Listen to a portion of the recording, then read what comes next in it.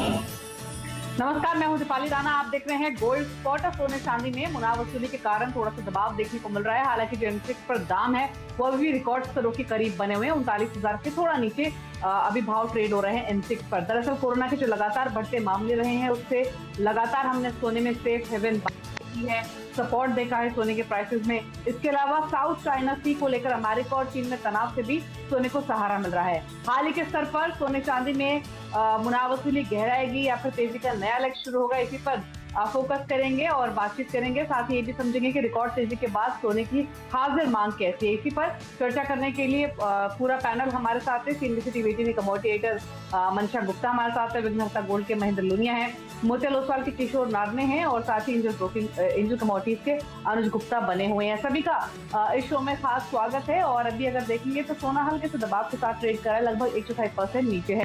लेकिन महेंद्र जी हमारे साथ कनेक्टेड है, उनसे शुरुआत कर लेते हैं। महेंद्र जी नमस्कार, स्वागत है आपका। सर यही बताइए, शुरुआत से हमने देखा है कि इन्वेस्टमेंट डिमांड तो गोल्ड में काफी स्ट्रॉन्ग रही है, लेकिन ज्वेलरी डिमांड उतनी पिकअप नहीं हुई है। अभी का सिनेरियो क्या है? क्या हाजिर बाजार में मांग के सुधार के संकेत दिख रहे हैं? क्या स्थिति है भी और क्या आउटलुक है आगे का? मी ऑन सीएनबीसी आवाज सबसे पहले तो, और मनीषा जी को बिलेटेड हैप्पी बर्थडे।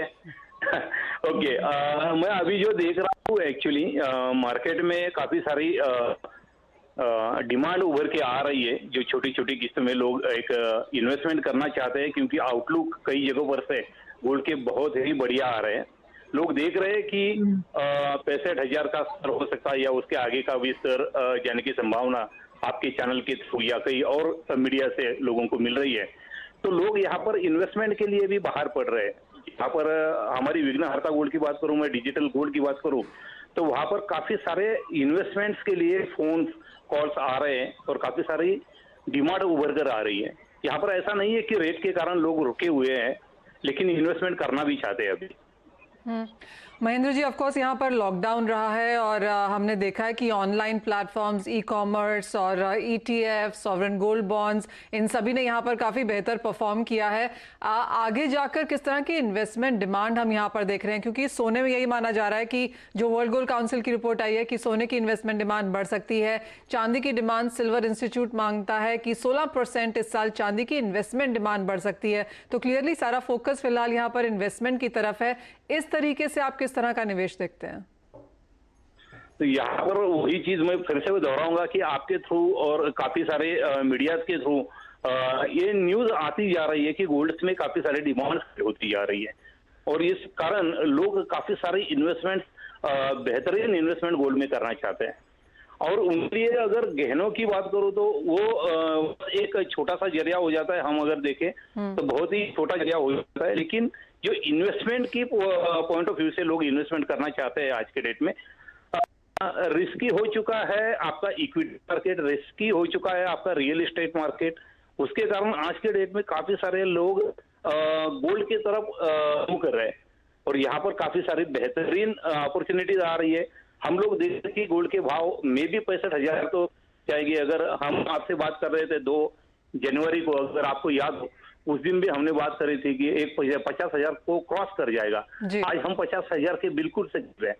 तो ये भी देख रहे हैं आज के डेट में कि लोग एक 65,000 का टारगेट लेने की कोशिश कर रहे हैं। महेंद्र जी, आपने जैसे कहा कि महेंद्र जी जैसे आपने कहा कि काफी सारे कॉल्स आ रहे हैं, इंक्वायरीज वगैरह यहाँ पर देखने को भी मिल रही हैं, लेकिन वो कितना कन्वर्जन है एक्चुअल बाइंग में?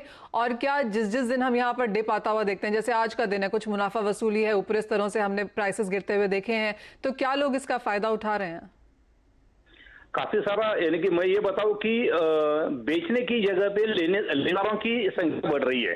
आज के डेट में विघ्नहर्ता गोल्ड के पास भी काफी सारे बुकिंग्स की अपॉर्चुनिटीज बढ़ रही है। आपके कन्वर्जन के सवाल में ये बोलूंगा कि यहाँ पर सर्विंग बॉन्ड्स को अगर आप देखो, उसका रेस्पॉन्स अगर आप देखो, तो वहां पर भी काफी सारी इन्वेस्टमेंट आ चुकी है, आ रही है। और लोग कोरोना के डर के कारण या वर्ल्ड इकोनॉमी के डर के कारण आज के डेट में इकोनॉमिकली स्ट्रांग होने के लिए गोल्ड में इन्वेस्टमेंट करते जा रहे हैं, और यहाँ पर काफी सारे इन्वेस्टमेंट आ रही है, काफी सारी इन्वेस्टमेंट आ रही है। ठीक है, शुक्रिया महेंद्र जी बातचीत करने के लिए और बताने के लिए अभी डिमांड आउटलुक कैसा है, इन्वेस्टमेंट कैसी है गोल्ड में। किशोर जी, आपका आउटलुक लेना चाहेंगे। लगातार हमने छोटे मोटे डिप पर भी स्ट्रॉन्ग बाइंग इंटरेस्ट गोल्ड में आते हुए देखा है। अभी क्या व्यू है इन लेवल्स पर, जो ये थोड़ा सा नीचे मिल रहा है, ये खरीदारी का मौका है या फिर मुनाफ वसूली थोड़ी और दिख सकती है? दीपाली, आई थिंक यहाँ पे मुझे लगता है कि हर डिप्स अगेन इसमें बाइंग अपॉर्चुनिटी ही बन सकता है और वापस $1800 हम लोग बार बार टेस्ट करने की कोशिश कर रहे हैं मार्केट। मुझे लगता है कि एक बार $1800 के ऊपर पार कर चुका है और अगर वीकली सेटलमेंट आ जाता है तो इसमें दिन वापस पीछे हटने का बात नहीं होगा। मेरे हिसाब से आई थिंक 48,770 के आसपास वापस यहाँ पे एक बार बाइंग बन सकता है। 48,600 का स्टॉप लॉस यूज करना है 49,200 का शॉर्ट टर्म ट्रेड के लिए। बट अगर medium to long term investors हैं तो कोई भी 48,000 से लेके 48,500 के जो भी लेवल्स है वहाँ पे इसमें खरीदारी कर सकते हैं और ट्रेंड में कोई बदलाव नहीं है और हर डिप में यहाँ पे आप पोजीशन जुड़ते जाना चाहिए। तो हर डिप पर खरीदारी की ही सलाह है। अनुज भी हमारे साथ मौजूद है। अनुज, गुड मॉर्निंग, आपका व्यू क्या रहेगा गोल्ड सिल्वर पर? कैसे ट्रेड रेकमेंड करेंगे? दीपाली जी, गुड मॉर्निंग। आज जो करेक्शन मिला है हमें लगता है कि एक अच्छा अपॉर्चुनिटी हो सकता है बाइंग के लिए, क्योंकि कहीं ना कहीं देखें तो आज अगर हम देखें तो सभी सेगमेंट में एक प्रॉफिट बुकिंग देखने को मिली है, चाहे वो बेस मेटल हो, चाहे वो एनर्जी हो, चाहे वो बुलियंस हो। तो मुझे लगता है कि काफ़ी दिनों के एक रैली के बाद एक यहाँ पर प्रॉफिट बुकिंग आता हुआ दिखाई दिया है। और अगर हम इंटरनेशनल मार्केट की बात करें तो वहाँ पर भी करीबन 1797 के आसपास रेट चल रहे हैं और MCX में करीबन 48,900 के आसपास। तो मुझे लगता है कि थोड़ा बहुत डिप और यहाँ पर देखने को मिल सकता है। तो 48,800 एक काफ़ी अच्छा सपोर्ट रहेगा। मीन्स अगर हम इंटरनेशनल मार्केट की बात करें तो करीबन $1792-1790 के आसपास गोल्ड के भाव अगर मिले तो खरीदारी करना चाहिए। 48,550 का स्टॉप लॉस लगाएं। टारगेट ऊपर में 49,200 देखने को मिल सकता है। तो कहीं ना कहीं अगेन $1,808-$1,810 तक के लेवल गोल्ड में आ सकते हैं। तो ट्रेंड पॉजिटिव है, तो जो भी डिप मिलता है हमें लगता है कि बाई का ट्रेड गोल्ड के अंदर बना के चलना चाहिए।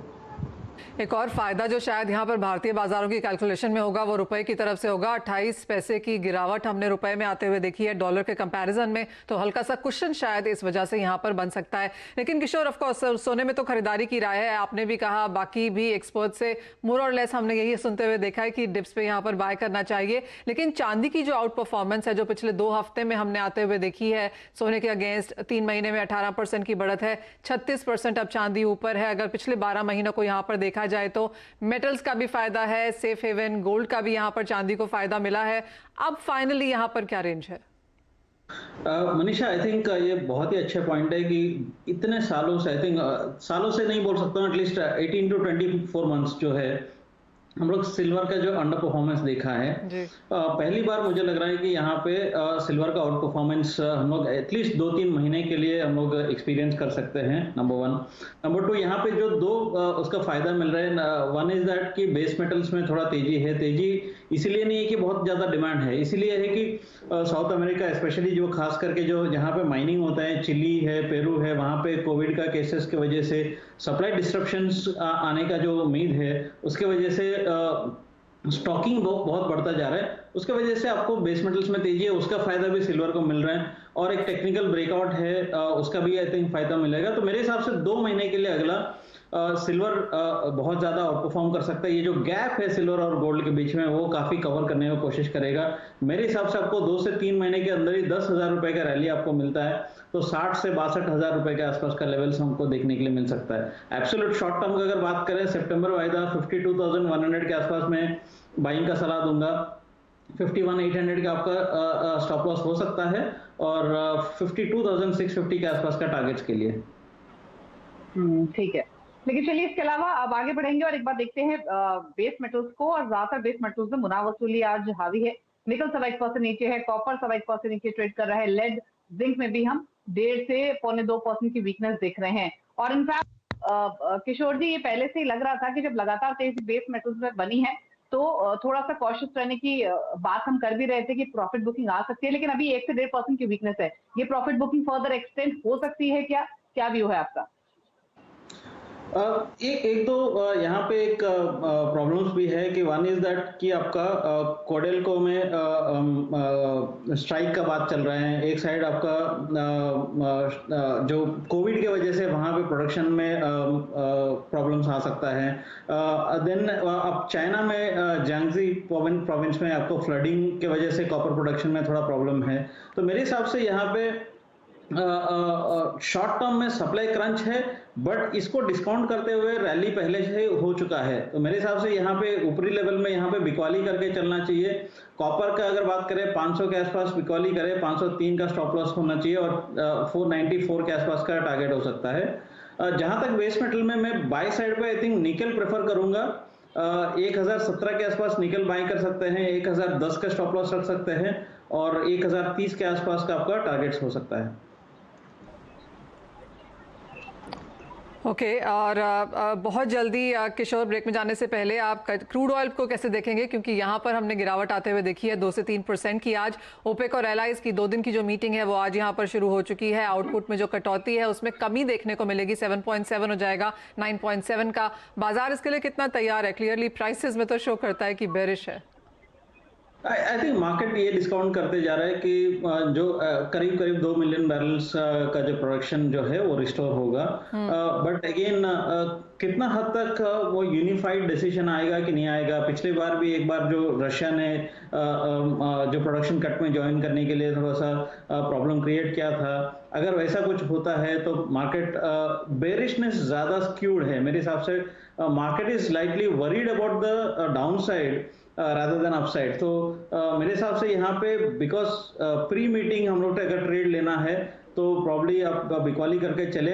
2990 के आसपास मैं बिकवाली का सलाह दूंगा। 3040 का स्टॉप लॉस रखना है और 2870 के आसपास का टारगेट के लिए। ठीक है, चलिए, तो ये स्ट्रैटेजी आपको क्रूड पर भी मिली है, जहां पर वीकनेस हम देख रहे हैं 3% के आसपास के आज के सेशन में। एक ब्रेक ले रुक रहे हैं, फोकस करेंगे लौट कर एग्री कमोडिटीज पर, स्पेशली बात करेंगे चने पर, जहां पर हमने कल की गिरावट के बाद आज एक रिकवरी देख रहे हैं। आउटलुक क्या है यहाँ पे?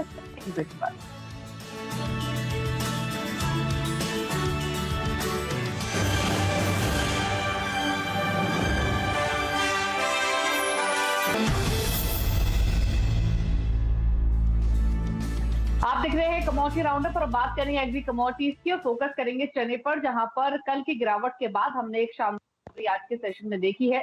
हालांकि अभी भी जो हाजिर मांग है वो कमजोर बनी हुई है। बल्क बायर्स हो, स्टॉकिस्ट हो या फिर मिलर्स हो, उनकी ओर से जो बाइंग हो रही है वो काफी स्लो हो रही है। कुछ हिस्सों में लॉकडाउन का भी इम्पैक्ट हम डिमांड पर देख रहे हैं, लेकिन क्योंकि जो खरीफ दलहन फसलें हैं उनकी बुआई भी जोरों पर है, तो क्या आउटलुक यहाँ से बन रहा है उसको समझने की कोशिश करते हैं। हमारे साथ ओलम इंटरनेशनल के सिद्धार्थ सुराना बने हुए हैं। सिद्धार्थ जी, गुड मॉर्निंग। पहले तो यही बताइए कि जो चने की डिमांड है उस पर हमने एक इम्पैक्ट ऑलरेडी देखा है, क्योंकि अभी भी कुछ हिस्सों में लॉकडाउन है, लेकिन पहले के मुकाबले अभी की स्थिति कैसी दिख रही है? क्या आउटलुक दिख रहा है डिमांड को लेकर?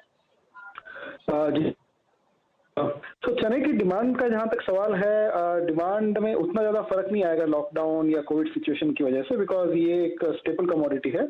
और उसके अलावा जैसे अभी हमारा फेस्टिवल सीजन भी शुरू हो जाएगा रक्षाबंधन से लेकर आगे तक, और ये बारिश के समय में और फेस्टिवल के समय में डिमांड जरूर निकल के आती है नई, तो मेरे ख्याल से यहाँ डिमांड पिकअप होना चाहिए। दूसरा एक बहुत बड़ा फैक्टर ये है कि जो प्रधानमंत्री गरीब कल्याण योजना के तहत डिस्ट्रीब्यूशन हो रहा है, उसमें पहले जो पिछले 3 या 4 महीने डिस्ट्रीब्यूशन हुआ उसमें सारे स्टेट्स को ये ऑप्शन दिया गया था कि वो जो भी चाहे पल्सेस डिस्ट्रीब्यूट करें, तो हर फैमिली को 1 किलो पल्स देने का था। उसमें काफी सारे स्टेट्स ने चने और चना दाल को डिस्ट्रीब्यूट नहीं किया, जबकि उसकी जगह पे मूंग, तूर और उड़द को उन्होंने प्रेफर किया।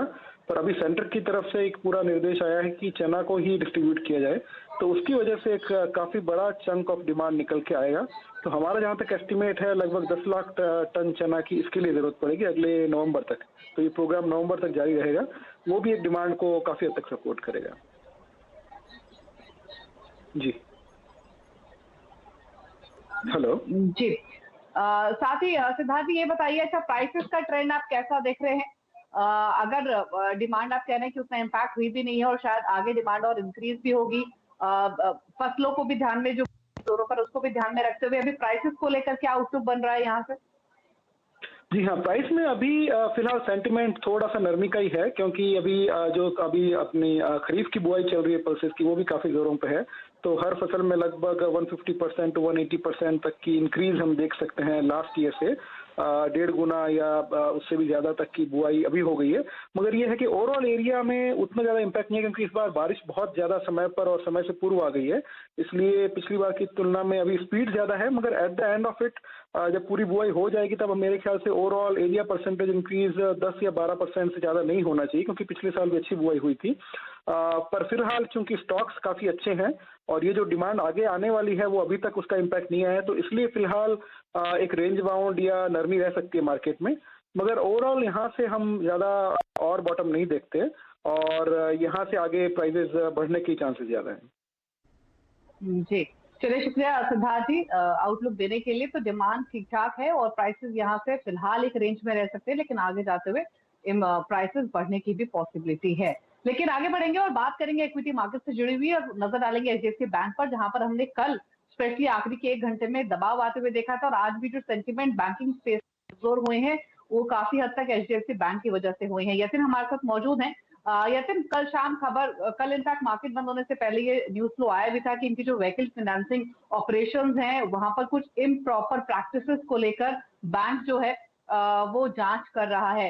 एग्जैक्टली क्या डिटेल्स हैं, क्या डेवलपमेंट अब तक हुई है, बैंक की ओर से क्या बयान आए हैं, बताइए।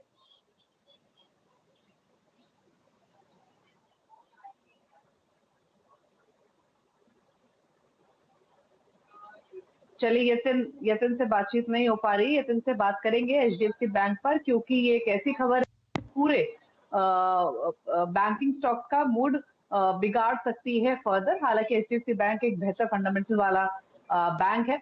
कल इनफैक्ट इस खबर की वजह से थोड़ा दबाव हमने इस स्टॉक में बनते हुए देखा भी था और आज भी आप देखिए जो रुझान है वो नेगेटिव ही है। यतिन हमारे साथ वापस कनेक्टेड है। यतिन, बताइए एचडीएफसी बैंक, क्या डिटेल्स हैं आपके पास और क्या स्टेटमेंट बैंक की ओर से आए हैं, क्या क्या कुछ है, बताइए। देखिए दीपाली, आपने जैसे कहा कि इम्प्रॉपर प्रैक्टिसेस देखी गई हैं व्हीकल फाइनेंसिंग बिजनेस को लेके। ये व्हीकल फाइनेंसिंग बिजनेस लगभग 10% बिजनेस है एचडीएफसी बैंक का। तो आप टोटल लोन बुक देखें तो उसमें से 10% जो है व्हीकल लेंडिंग बिजनेस से आता है। और यहाँ जो एलिगेशन लगा हुआ है वो ये लगा हुआ है कि जो कॉन्फ्लिक्ट ऑफ इंटरेस्ट देखा गया है, मैल प्रैक्टिसेस देखी गई हैं, चाहे वो लेंडिंग हो और चाहे वो जीपीएस सिस्टम्स जो है वो प्रोक्योर करने में जो प्रैक्टिसेस हैं वो ठीक नहीं थी। तो ये एक टाइप का एलिगेशन लगा हुआ था व्हीकल फाइनेंसिंग बिजनेस के हेड का, जिनका नाम है मुनीश मित्तल। कंपनी की जो सफाई आई है उसमें ये कहा गया है कि व्हीकल फाइनेंस यूनिट की जांच एचडीएफसी बैंक कर रही है, लेकिन मुनीश मित्तल की जब बात है तो 31 मार्च को उनका रिटायरमेंट तय था। तो ये जो हायर स्टडीज के लिए उन्होंने ये छुट्टियां ली हैं। तो ये जो आरोप है वो कंपनी ने नकारा है, लेकिन जो जांच है कंपनी की प्रैक्टिसेस और कोड ऑफ कंडक्ट के हिसाब से की जाएगी। इसके अलावा बैंक ने ये भी सफाई की है कि जो करंट लोन बुक है उस पर कोई असर नहीं है। और अगर आप ब्रोकरेजेस के कहें तो मैक्वेरी ने आउट परफॉर्मर कॉल दिया है 1124 के टारगेट के साथ, और कोई इंपैक्ट नहीं देखा जाएगा इस इवेंट को लेके, ऐसा उनका मानना है। ठीक है, चलिए शुक्रिया यतिन आपका ये डिटेल्स बताने के लिए। तो ब्रोकरेज हाउसेस का भरोसा भी एचडीएफसी बैंक बना हुआ है, लेकिन हाँ जब इस तरीके के न्यूज फ्लो आते हैं तो एक इम्पैक्ट हम देखते हैं जो कि दिख भी रहा है स्टॉक पर। शुक्रिया किशोर जी और अनुज आप दोनों का शो का हिस्सा बनने के लिए, सभी कमोडिटीज पर अपनी स्ट्रैटेजी शेयर करने के लिए। एक ब्रेक के लिए यहाँ पर रुक रहे हैं इसी के साथ। ब्रेक के बाद आप देख सकते हैं वादा बाजार का पूरा एक्शन फ्यूचर एक्सप्रेस में। नमस्कार।